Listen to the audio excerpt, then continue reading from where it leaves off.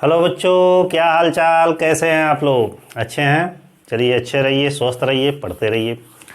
तो आइए शुरू करते हैं। आज का सब्जेक्ट हमारा है इनकम टैक्स। सब्जेक्ट क्या है?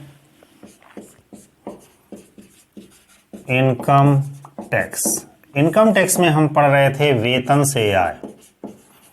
वेतन से आय अर्थात इनकम फ्रॉम सैलरी। हमारा आज का जो सब्जेक्ट है इनकम टैक्स, इसमें पढ़ेंगे वेतन से आय। वेतन से आय तो हम लोग बहुत दिन से पढ़ रहे हैं, लेकिन इसमें आज का जो सबसे मुख्य और इम्पोर्टेंट टॉपिक है वह है अनुलाभ। ध्यान दीजिएगा, अनुलाभ। इसको अंग्रेजी में परक्यूजिट्स कहा जाता है। ठीक है, सबसे पहले अनुलाभ क्या होता है? अनुलाभ से पहले मैं आपको बताया था कि भत्ते, अलाउंसेस होता क्या है? अलाउंसेस का मतलब होता है कि जब किसी कर्मचारी को वेतन के अतिरिक्त, मतलब मूल वेतन के अतिरिक्त जो धन के रूप में, नगद के रूप में प्राप्तियां होती हैं, उसे अनुलाभ भत्ते कहा जाता है। लेकिन अनुलाभ क्या होता है कि जब किसी कर्मचारी को वेतन के अतिरिक्त अर्थात मूल वेतन के अतिरिक्त जो सुविधाएं प्रदान की जाती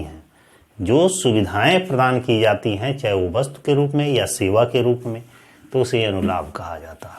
अनुलाभ का मतलब क्या होता है? वस्तु या सेवा के रूप में सुविधाएं जो प्रदान की जाती है, इसे क्या कहा जाता है? अनुलाभ कहा जाता है। अनुलाभ में सबसे ज्यादा जरूरी है कि ये जानना कि अनुलाभ होता कितने प्रकार के हुआ। जो अनुलाभ है, इसके जो प्रकार है, ये कितने प्रकार के होते हैं? इसे 3 भागों में बांटा गया। ठीक है, कितने भागों में बांटा गया? 3 भागों में बांटा गया। सबसे पहले कि वे अनुलाभ जो सभी कर्मचारियों के लिए कर मुक्त होते हैं। ठीक ना, ये है सभी कर्मचारियों के लिए कर मुक्त अनुलाभ।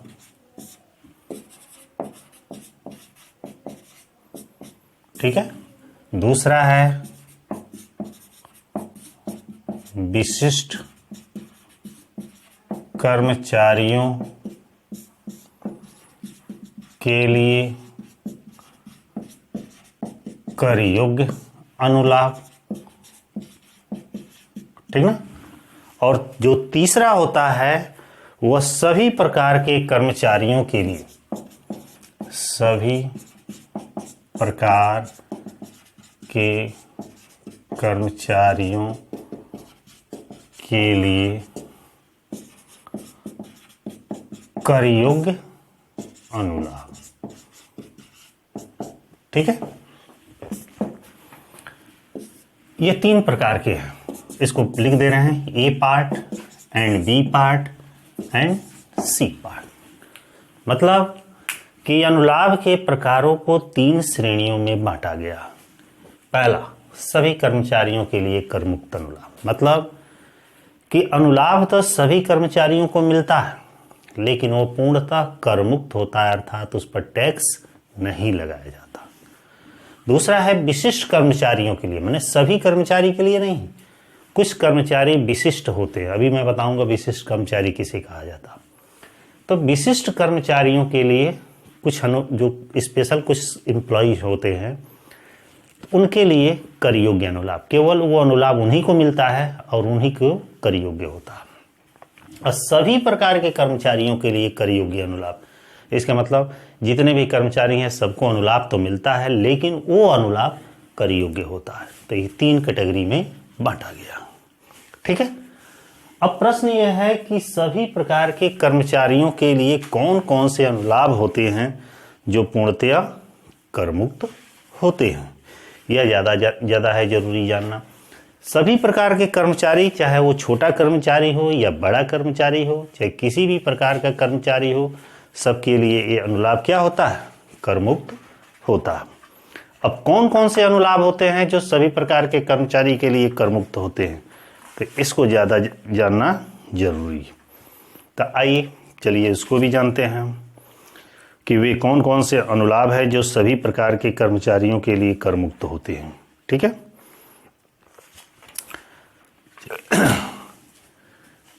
सबसे पहले इसमें आएगा उच्च व उच्चतम न्यायालय के कर्मचारियों को अनुलाभ, न्यायाधीशों को अनुलाभ। थोड़ा एक खांसी हो रहा है।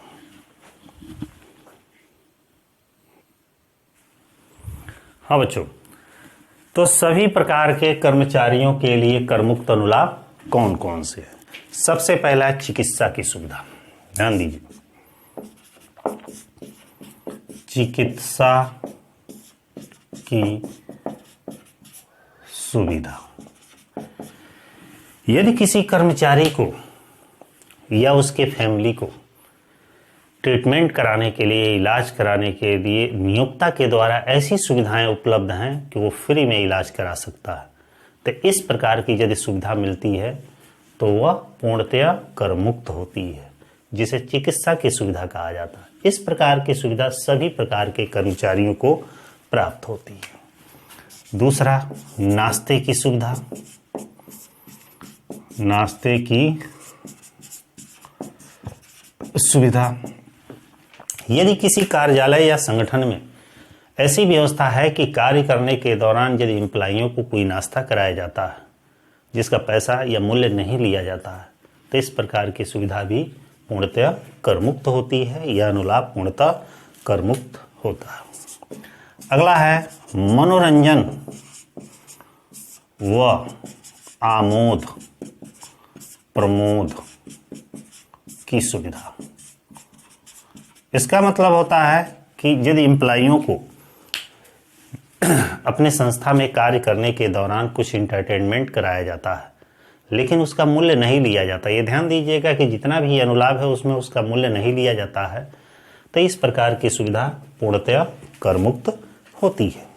अगला है टेलीफोन की सुविधा। टेलीफोन की सुविधा, यदि कर्मचारी को बातचीत करने के लिए, कार्यालय में बात करने के लिए यदि टेलीफोन की सुविधा उपलब्ध कराई गई है तो ये भी पूर्णतया करमुक्त होता है। अगला है वाहन की सुविधा। वाहन की सुविधा मतलब है कि किसी कर्मचारी को अपने निवास स्थान या निवास स्थान से कार्यालय, कार्यालय से निवास स्थान के लिए मुफ्त में वाहन की सुविधा उपलब्ध कराई गई है तो उस पर भी टैक्स नहीं लगाया जाता। अगला है प्रशिक्षण की सुविधा।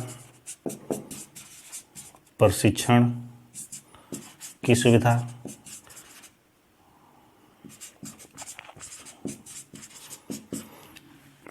प्रशिक्षण की सुविधा का मतलब होता है कि एम्प्लॉय को कार्य करने के दौरान कुछ एक्स्ट्रा ट्रेनिंग दी जाती है। ये हर संगठन में होता है, अर्थात उन्हें कार्य का प्रशिक्षण दिया जाता है, चाहे ऑन द जॉब दिया जाए या ऐसे ट्रेनिंग करके दिया जाए या पढ़ाई करके दिया जाए, तो इस प्रकार की सुविधा भी पूर्णतः करमुक्त होती है, अर्थात इस पर टैक्स नहीं लगाया जाता। अगला है उच्च व उच्चतम न्यायालय के न्यायाधीश की सुविधा। देखे होंगे हाई कोर्ट और सुप्रीम कोर्ट के जो भी जस्टिस वगैरह होते हैं, उन जस्टिस को रहने के लिए मुफ्त में मकान या अन्य फैसिलिटियां दी जाती हैं, तो इस फैसिलिटी पर टैक्स नहीं लगाया जाता, अर्थात पूर्णतः करमुक्त होता है। अगला है किसी मंत्री को मुफ्त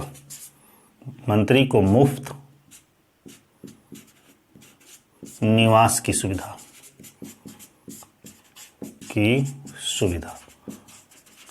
इसका मतलब है कि कोई भी मिनिस्टर हैं, संसद भवन में या सांसद कोई मंत्री हैं तो उन्हें मुफ्त आवास की जो सुविधा प्रदान की जा रही है या उस आवास से रिलेटेड कोई अन्य सुविधाएं प्रदान की जाती है तो उस पर भी टैक्स नहीं लगाया जाता।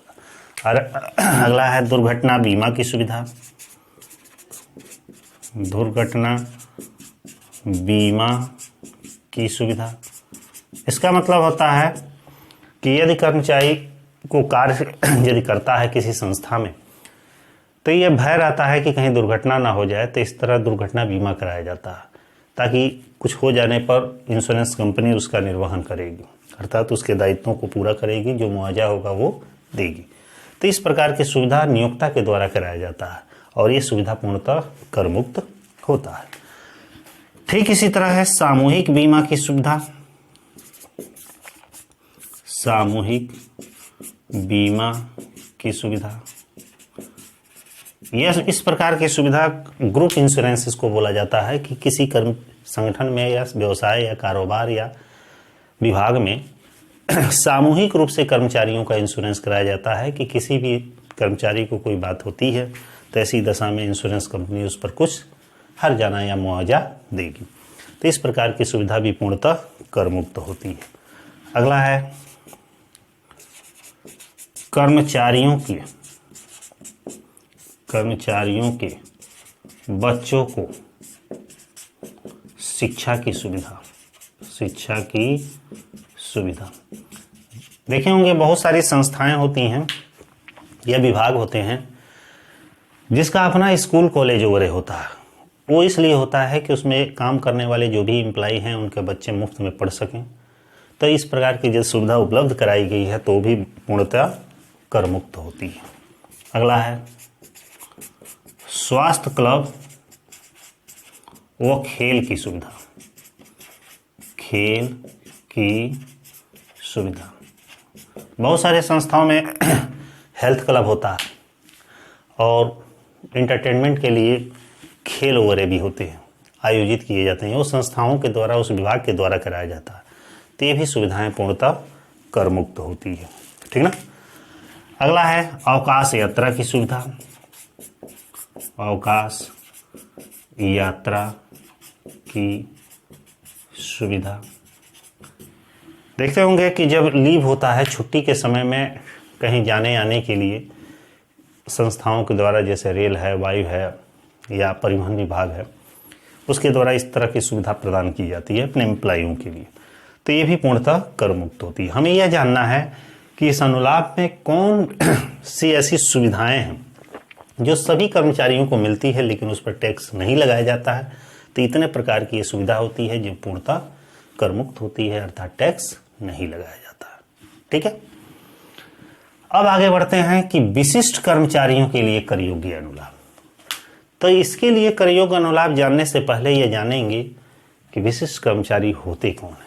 ध्यान दीजिएगा, विशिष्ट कर्मचारी का मतलब होता है ऐसे कर्मचारी जो किसी कंपनी का संचालक हो, और यह संचालक पूर्णकालिक या अंशकालीन कुछ भी हो सकता है। दूसरा, वह किसी कंपनी के 20% समता अंशों का स्वामी हो। ठीक ना।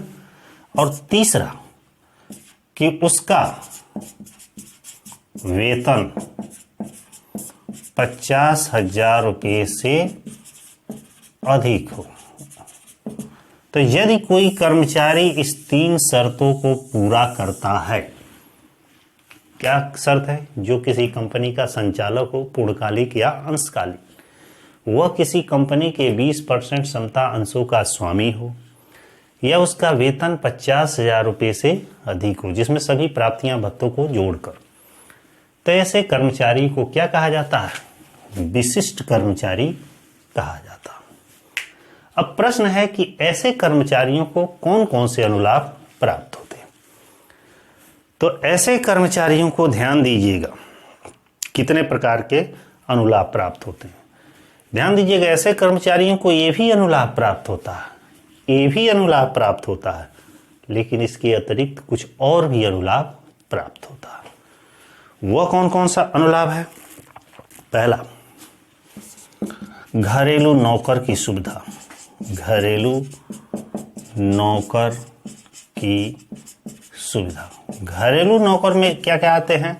माली, सर्राफ, कुक माने खाना बनाने वाला, रसोइया या दरबान, ये सब घरेलू नौकर आते हैं। ये जो विशिष्ट कर्मचारी होते हैं इनको इस प्रकार की सुविधाएं प्रदान की जाती है।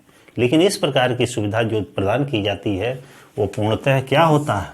कर योग्य होता है, टैक्सेबल होता है, वेतन में जोड़ा जाता है। ठीक है। दूसरा है इसमें बच्चों की निःशुल्क शिक्षा की सुविधा। बच्चों को निःशुल्क शिक्षा की सुविधा। ऐसे कर्मचारियों को बच्चों को पढ़ने के लिए, मैंने जो एम्प्लॉय विशिष्ट कर्मचारी है उनके बच्चों को पढ़ने के लिए फ्री में एजुकेशन दी जाती है या उसकी सुविधा प्रदान की जाती है। इस प्रकार की सुविधाएं हैं क्या होती हैं? पूर्णतया कर योग्य होती हैं। अगला है मुफ्त गैस पानी बिजली की सुविधा। मुफ्त गैस पानी बिजली की सुविधा। इन्हें फ्री में गैस पानी बिजली भी मिलता है। ये भी पूर्णतया पूर्णतया कर योग्य होता है, अर्थात वेतन में जोड़ा जाता है। ये ध्यान दीजिए, विशिष्ट कर्मचारी को जो भी अनुलाभ मिलता है इसे वेतन में जोड़ा जाएगा और टैक्स इस पर लगाया जाता है। ठीक ना। अगला है अन्य किसी भी प्रकार की सुविधा, और सबसे इसका इंपॉर्टेंट है क्या? कौन सा इंपॉर्टेंट है? सबसे इसका इंपॉर्टेंट है मोटर कार की सुविधा। मोटर कार की सुविधा। जो हमारे विशिष्ट कर्मचारी होते हैं उन्हें मोटर कार की भी सुविधा प्रदान की जाती है, अर्थात इस 3 के अलावा एक चौथा भी सुविधाएं प्रदान की जाती है। लेकिन मोटर कार के संबंध में कुछ रूल है। वो रूल क्या है कि किस तरह के मोटर कार की सुविधा दी जाती है, ये सबसे ज़्यादा जरूरी है जानना। मोटर कार की सुविधा में ध्यान दीजिएगा, इन्हें 2 प्रकार के मोटर कार दिए जाते हैं। छोटी कार और दूसरा बड़ी कार। प्रश्न यह है कि छोटी कार किसको कहा जाता है और बड़ी कार किसको कहा जाता है? छोटी कार का मतलब होता है जिसके इंजन की क्षमता 1.6 लीटर होती है और 1600 सीसी तक होती है, तो उसे छोटी कार कहा जाता है। और जिसकी इंजन की क्षमता 1.6 लीटर से अधिक और 1600 सीसी से अधिक होती है तो उसे बड़ी कार कहा जाता है। अब छोटी कार और बड़ी कार पे भी रूल है कुछ। वो रूल क्या है यह ध्यान दीजिएगा। सबसे पहला है कि मोटर कार किसका है? स्वयं नियोक्ता की है और कार्यालय तथा निजी दोनों प्रयोग में आती है, और इसके खर्चे कौन वहन करता है? इसके खर्चे नियोक्ता वहन करता है। ये पार्ट में बता रहे हैं। मोटर कार नियोक्ता का है और यह निजी तथा निजी माने पर्सनल व्यावसायिक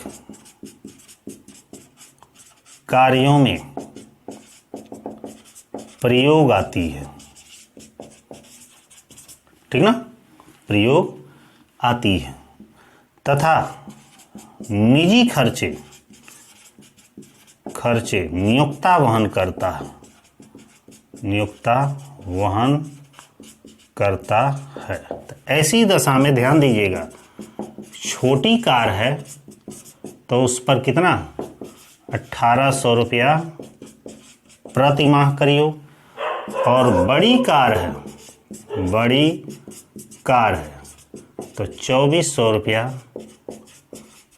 प्रति माह कर योग्य होता है। ठीक इसी तरह 20 के पार्ट में मोटर कार मान लीजिए किसका है, नियोक्ता की है, मोटर कार नियोक्ता की है और निजी कार्यालय दोनों कार्यों में प्रयोग आती है, लेकिन इसके खर्चे कौन वहन करता है, खर्चे कर्मचारी स्वयं वहन करता है, स्वयं वहन करता है। तो ऐसी दशा में छोटी कार पर 600 रुपया प्रति माह और बड़ी कार पर कितना है, 800 रुपया प्रति माह कर योग्य होता है। ठीक है।